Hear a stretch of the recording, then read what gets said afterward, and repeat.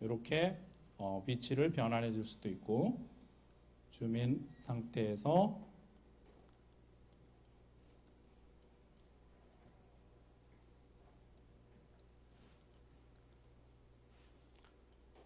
자, 지금 그 웹상으로 데이터가 압축되어 있는 이미지 데이터가 지금 제공이 되고 있는 거예요. 인터넷상에서. 이 프로그램이 지금 시스템 언론, 즉 여러분이 가지고 있는 PC 상태에서 데이터를 뿌려주는 것이 아니고 서버에서 이 압축된 이미지를 지금 내가 찾고자 하는 지역에 대해서 위치 설정을 해주면은 그 이미지들이 제공이 되고 있습니다. 그래서 보는 바와 같이 전체적인 지구의 틀은 공간 해상력이 1km인 데이터를 사용한다고 했지만, 여기서 보는 바와 같이 좀 더 자세하게 나타날 수 있는 지역은 디지털 글로브라고 해서 디지털 글로브사에서 만든 퀵버드 위성이 찍은 0.6m 해상력을 가진 데이터가 이렇게 요 촬영된 범위 내에서 지금 중첩이 되어 있고, 그 옆에는 조금 더 스케일이 다르죠? 한번 다시 줌인해 볼까요?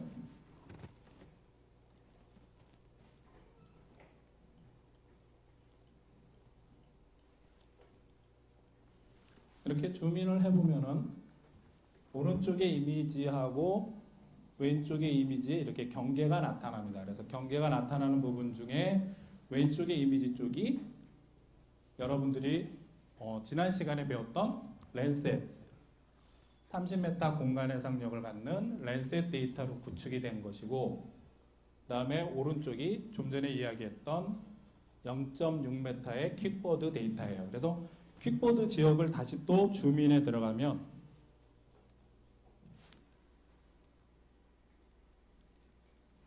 이렇게 보는 바와 같이 단독 가옥이 이렇게 한 채 한 채 어느 정도의 공간 스케일로 위치하고 있는지 그 위치들도 볼 수 있고, 주변에 이제 도로라든지 도시의 어떤 형태 또는 중요한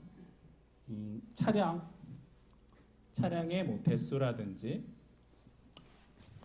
도로의 분포, 이러한 내용들을 갖다가 쉽게 검색을 할 수가 있습니다. 자, 여러분들 지금 컴퓨터상에 구글 어스 프로그램이 떠 있나요?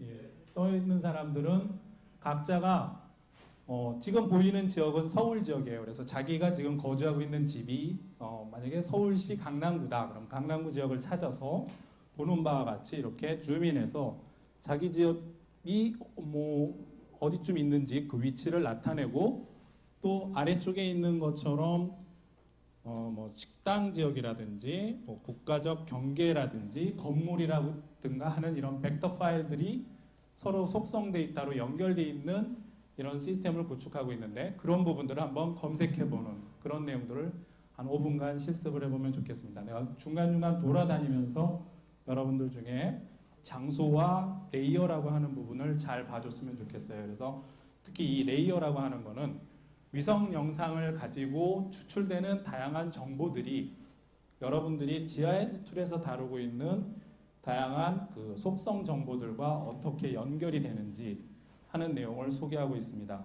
자, 컴퓨터상에서 각자가 가지고 있는 마우스를 가지고 우리 집이 어디쯤 있다, 아니면 내가 평소에 가보고 싶었던 지역이 있는데 그 지역을 한번 자세히 보자 하고 이렇게 한번 찾아보시기 바라고요. 특히 재밌는 거는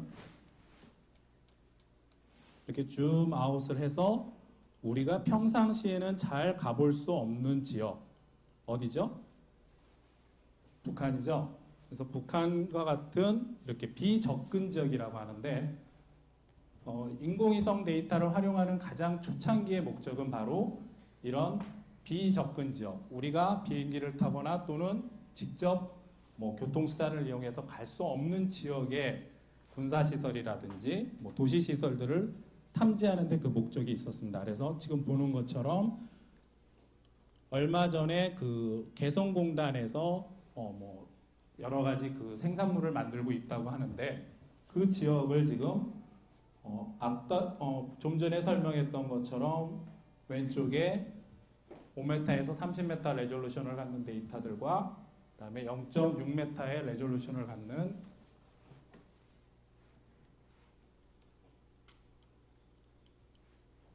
퀵보드 영상을 통해서 이렇게 비교를 해 볼 수 있습니다. 지금 화면에 띄어져 있는 지역은 개성 지역이 되겠고요.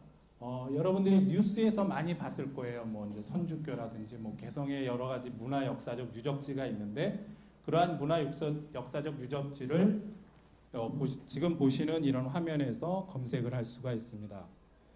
특히 그 이미지를 보면서 내가 찾고자 하는 위치에 마우스를 움직이게 되면 밑에 보는 바와 같이 포인터, 그래서 마우스가 가리키고 있는 지점에 경도와 위도 좌표가 나타나고 있죠. 그렇죠?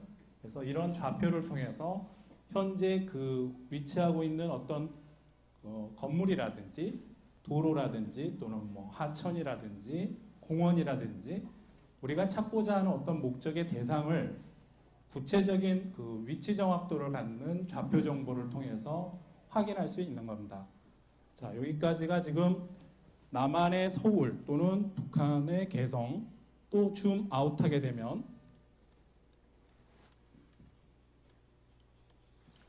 여러분들이 뭐 평상시에 가보기 어려웠던 다양한 다른 전 세계의 도시들을 이렇게 찾아가 볼 수 있는 거죠. 이집트의 카이로를 한번 가보겠습니다. 피라미드라고 이제 그 속성 자료가 떠 있고요. 지금 화면에서 보는 것처럼 주변에 다른 공간 해상력을 가진 데이터하고 중첩이 되어 있기 때문에 이렇게 그 고해상도의 위성이 지나가는 즉 촬영된 범위가 이렇게 표현이 되고 그 촬영된 범위에 대한 주요 도시명들이 텍스트로 제공이 되고 있어요.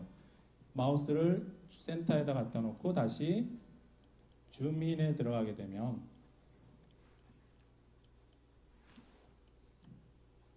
자, 이집트의 이 강이 이름이 혹시 어떤 강인지 아는 사람? 나일강, 그렇죠? 잘 알고 있네요. 그래서 나일강 주변에 어떤 도시들이 이렇게 분포하고 있는지 하는 것을 고해상도 영상을 통해서 확인해 볼 수 있습니다.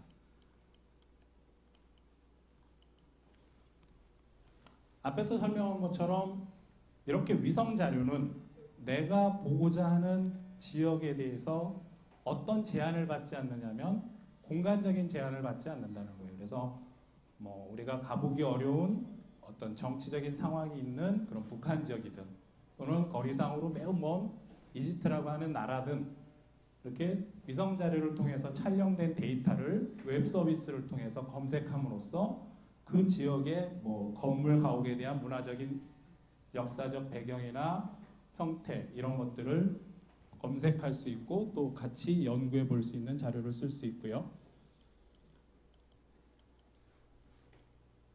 또 다양한 문화적 유산이라든지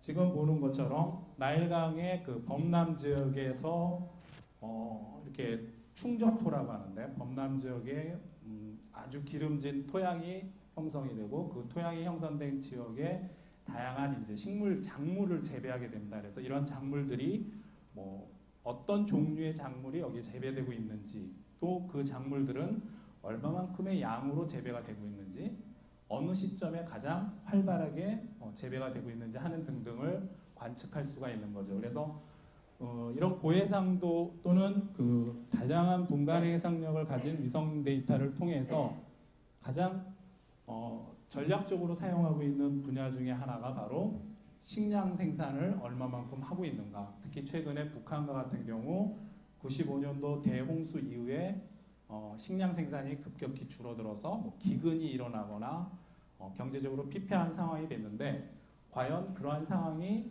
어느 지역에 얼마만큼 심각하게 발생했는지 등등을 이와 같은 고해상도 자료로 살펴볼 수 있습니다. 자, 여러분들이 지금까지 쭉 소개한 그래서 지난 시간에 이제 미리 여러분들한테 이제 그 프로그램을 나눠 주었기 때문에 각자가 지금